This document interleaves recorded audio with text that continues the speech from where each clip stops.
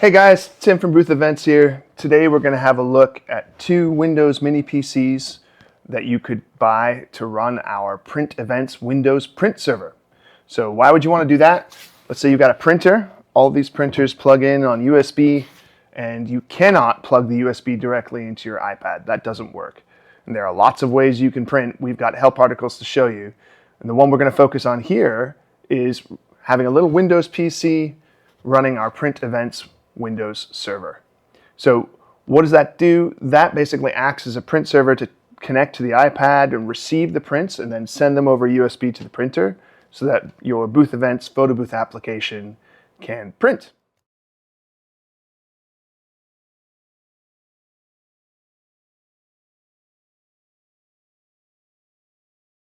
So we've got two mini PCs here today. We've got the Kamrui AK1 Plus, and we've got the Beelink Mini S Series 12. And why did I pick these ones? Because they're the cheapest, highest rated ones on Amazon. So they're easy to buy, widely available. You can get this one in Europe too, no problem. I think this one as well. They both run on the Intel N series of processors. I think this one is an N100 and this is an N95. That's not a super powerful processor, but our Print.Events app doesn't need anything better. It doesn't need much resources to run. It's just a print server app. Okay, great. So let's have a quick look at these. So this is the Beelink. If we open that up there, we get a nice little card saying hello. Hello right back to you, Beelink.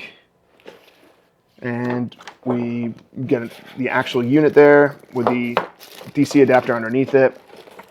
Well, let's take a look at that. So we've got a nice little device here with a soft power on switch on the front, two USB ports on the front.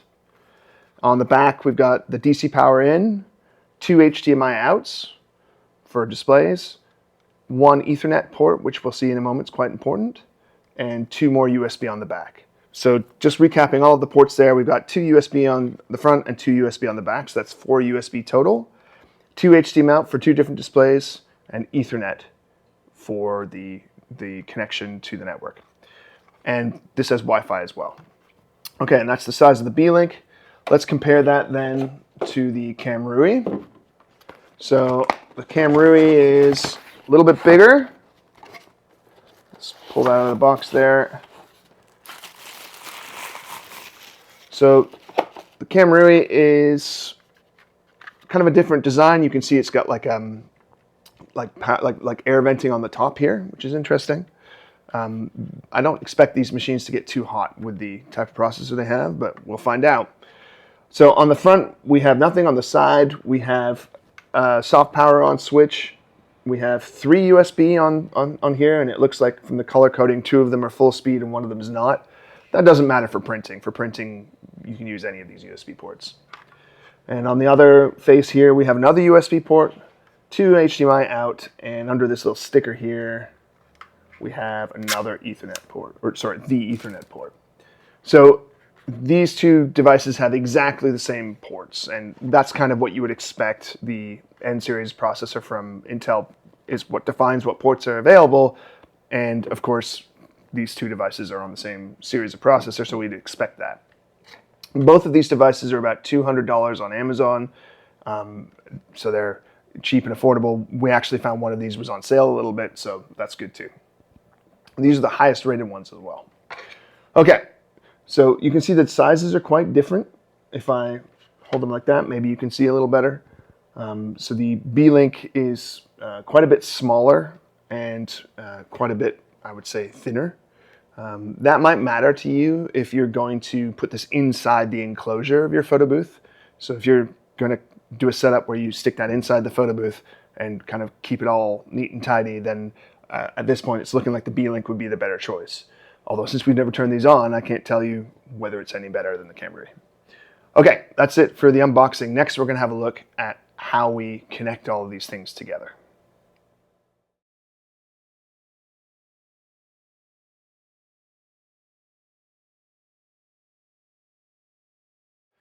Okay, so what are we going to need to do to get our iPad photo booth printing to our Windows Print.Events server? Well, first thing we're going to need is we're going to need the USB cord that came with our printer. We're going to take that USB and plug that into our printer. So like that. Done. Okay, so now we have the printer connected to USB. The USB port we're going to connect into our PC. Doesn't matter which of the USB ports that you use, whatever is more convenient for you. Okay. Now, how do we get the iPad to communicate to the PC? You can use Wi-Fi, but we don't recommend it. It's not as reliable as wired networking, and it means that you have to use the Wi-Fi of the iPad for printing instead of for internet, and you probably are going to want to use the Wi-Fi of your iPad for internet.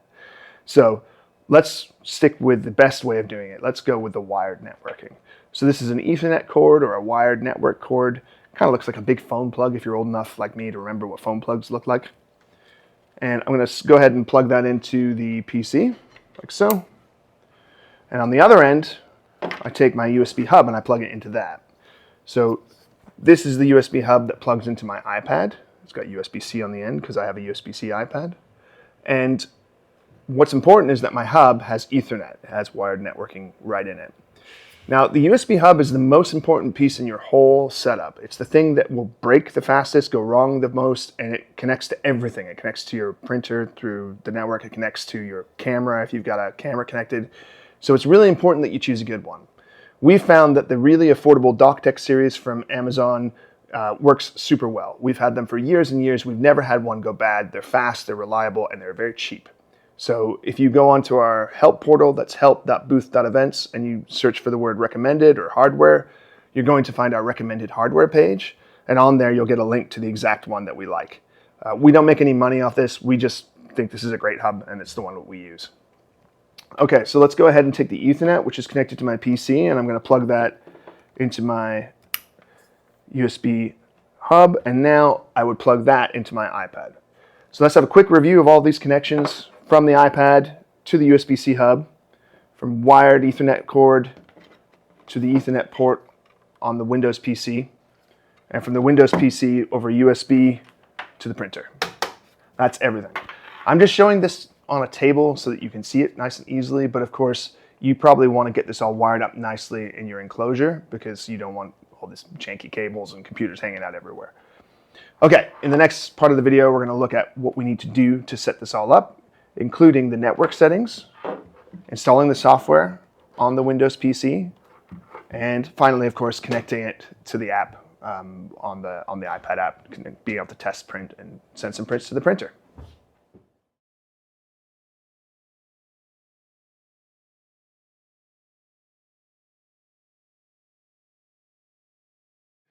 All right, so let's turn on the Windows PC that we've got.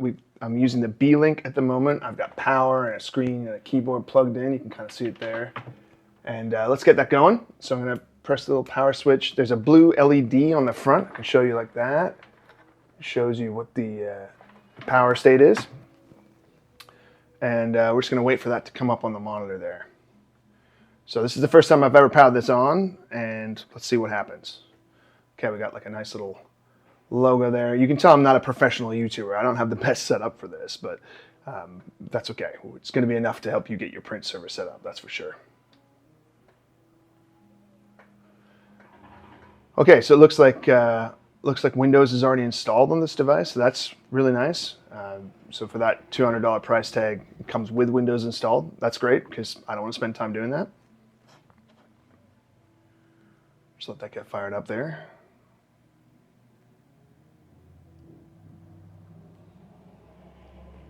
So let's walk through the set of steps that we have to do.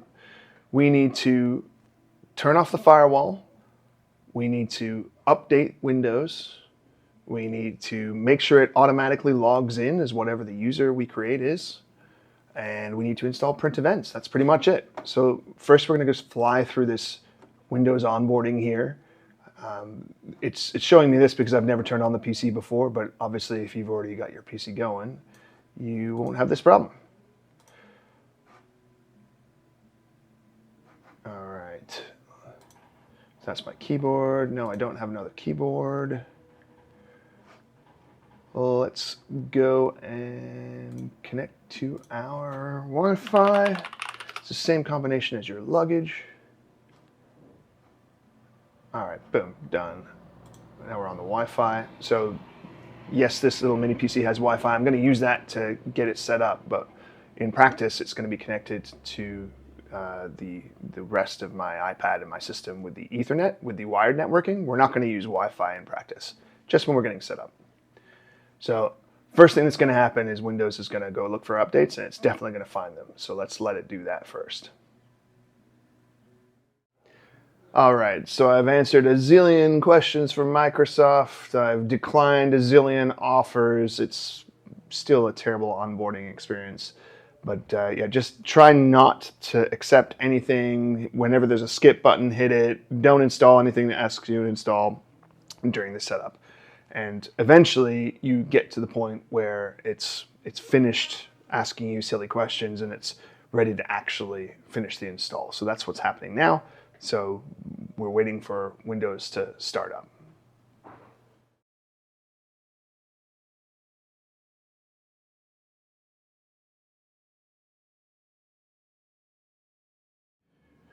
All right, so we finally finished installing Windows, and we're at this screen here.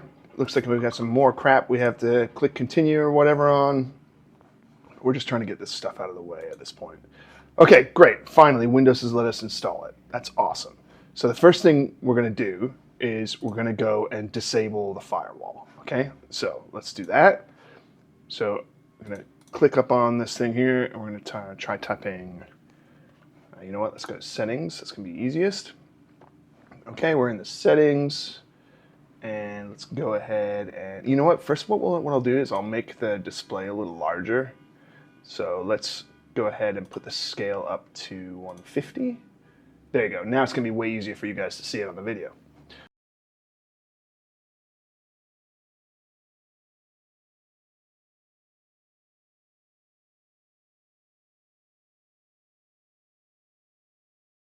Yeah, privacy and security.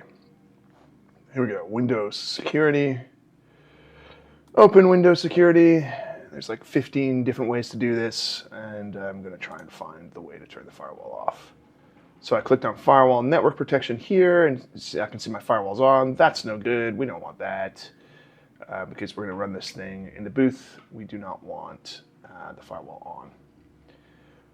Okay, so I'm going to click Advanced Settings. I'm going to allow this app to make changes to my device. Oh, it popped behind, which is really impressive, so I had to open that from behind. I'm going to click Windows Defender Firewall Properties. I'm going to change firewall state to off, and I'm going to go private profile and change firewall state to off as well. Public profile and change firewall state to off as well. So I did that 3 times. I'm going to hit OK. Now I can see Windows firewall is off. Okay, great. That's what I want. And now it says, my device is unsafe. Still says my firewall's on here, but I assume if I go back, they just haven't updated their UI. Correct. Microsoft has lots of bugs to fix. Okay, great. I've now disabled my firewall.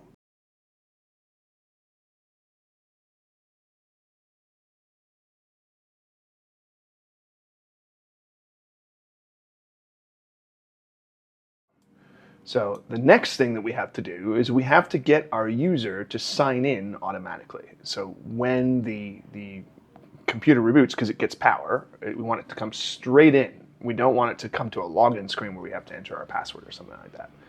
So let's see how we can do that.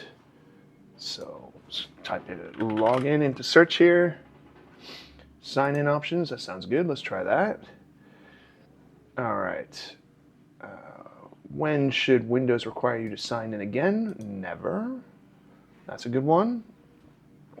And let's have a look. Use my sign in automatically to finish after an update. No, that's not what we want. Only allow Windows Hello sign in for Microsoft device. No, we're going to turn that off. So see that? For improved security, only allow Windows Hello sign in. We're going to turn that off. Oh, took a second there. All right. So once you've turned off that setting for only allowing Windows Hello sign in, you need to turn that off first. Then the next step you need to do is hit the Windows key and the R button to bring up the run dialog and type netplwiz, netplwiz, and hit enter. So you're going to see that this checkbox is on. When you open this window, it's going to look like this. And what you need to do is uncheck that box so that users don't have to enter a username and password, and then hit apply. Now what this is saying right here, what do you want the computer to automatically sign in with when it boots up? Now what's important here is that this will take any password you put in. If you put in the wrong password, the feature just won't work. So put in the correct password. So there's my password. I'm going to put that in. And I hit OK. And I hit OK there. And now I can reboot the PC, and what I'll see is that it'll reboot. It'll get to the part where it looks like it's about to ask for my username and password, and then it'll just kind of automatically enter it. So that's what we've done to get to the point where we are automatically booting up. So let's see that work.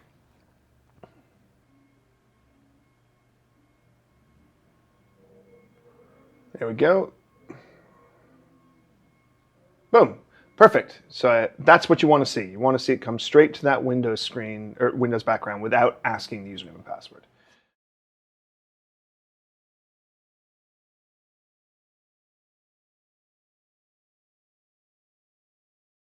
Okay, so we've turned off the firewall. We've got it auto booting. The next thing we would need to do is install updates. I'm not going to cover that in the video because it takes a long time.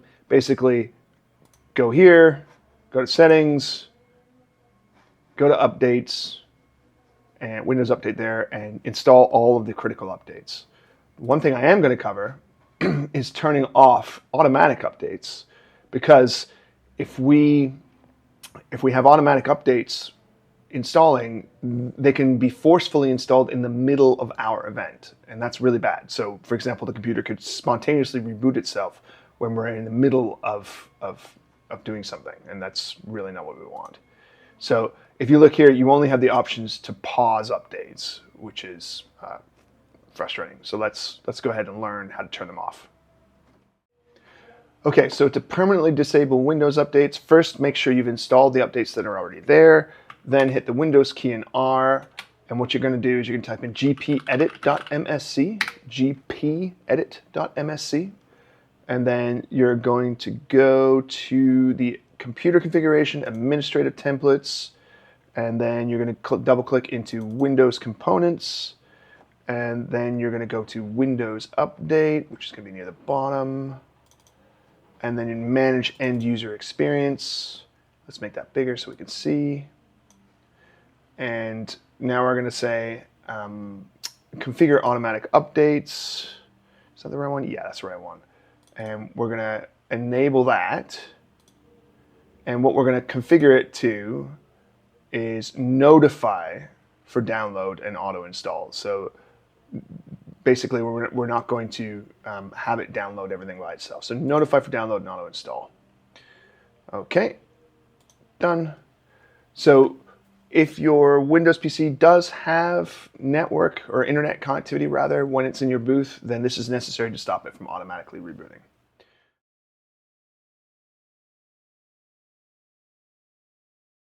Okay, we've configured automatic updates. The last thing we need to do is install the Print.Events app. And this is actually the easiest part of everything. So we're going to go to https print.events. And we're going to click that big link there to download the file. All right, now we've got the installer downloaded. Now we have to click those three dots and then keep in order to use it, because Microsoft's convinced that we are not safe. So we're going to say keep anyways, and then we're going to click open file, and now the installer is running. So the installer is pretty simple. We say yes, we want to allow it to make changes. It's going to install Print.Events, and boom, there it is in the system tray down there. So far, so good. So here's the version number at the top, 1.4.2.0. There might be a newer version now since this video has been online for a while, but we're all set to go. I don't have any printers turned on or plugged into the machine, so let's go ahead and connect one.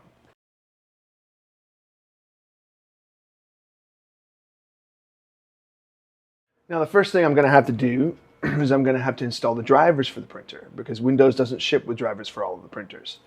So I'm just going to exit Print.Events because you don't want to have that running while you're installing printer drivers. Okay, so let's go ahead and quickly find the DNP DS40 drivers. That's what I've got right now. Connected to the device. There we go, we're on DNP's page. And I have already installed or updated the firmware on the printer, so I know that's not a problem.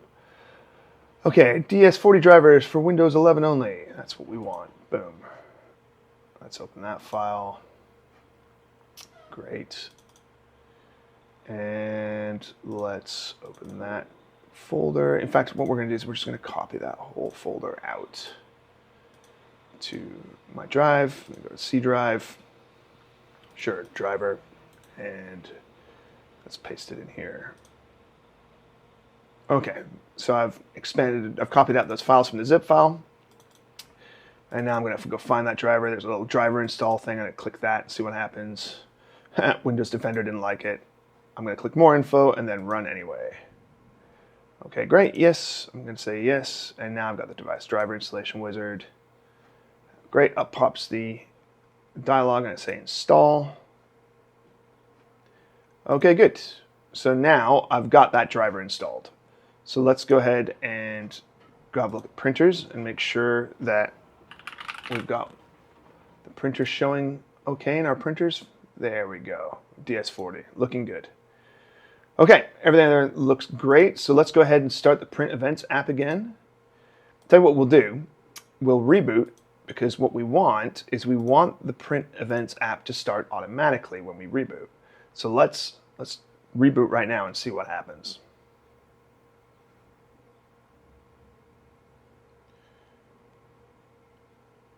All right, let's go ahead and hit restart anyway.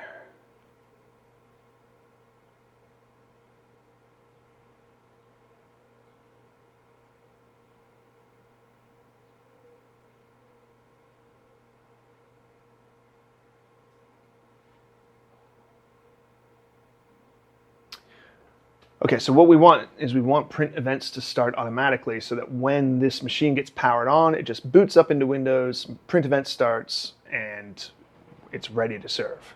So let's find out, see how far we get. Okay, so Windows is booted. If I have a look in here, I don't see anything there. So let's just give it a few seconds to finish booting up. You can see things are still loading.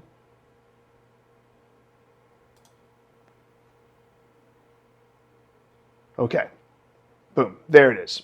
So what I showed you there was that when you install Print.Events, it automatically configures itself to start when Windows starts up.